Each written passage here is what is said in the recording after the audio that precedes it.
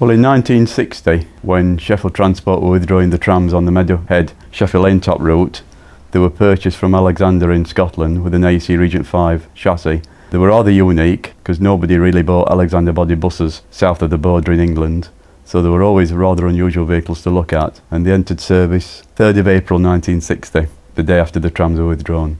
They led rather an uneventful life. They just potted around Sheffield. They didn't even go on the long distance routes really, they just kept to the city routes, finishing up on the 95 route, mainly in the 17 route in the city. They entered service at Bramall Lane when they converted the tram route. Bramall Lane closed and they moved to East Bank Road, and latterly they ended the days at Leadmill Road when they were on the 95 and 17 route. 874 was actually withdrawn 3 times. It were on borrowed time really. In fact, I don't think we would have bought it if they got withdrawn the first time we left, but at that time, SYPT as it was then, were having trouble with maintenance on vehicles and they were having to borrow a lot of vehicles, and it just kept being brought back into service, and that's partially why we ended up with it really. We were originally going to buy one of the last Regent 5s to be withdrawn, which should have been one of the side loaders with Wayman or part rail bodies, but they proved to be very poorly built vehicles, and the rear loaders lasted longer than the side loaders did. We actually paid for it on the 18th of June in 1976.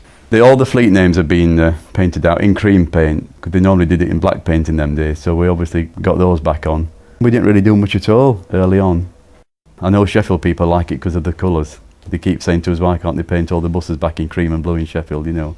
And we do tend to get people standing watching it when it travels through Sheffield. And it sounds good, of course. AEC is very popular.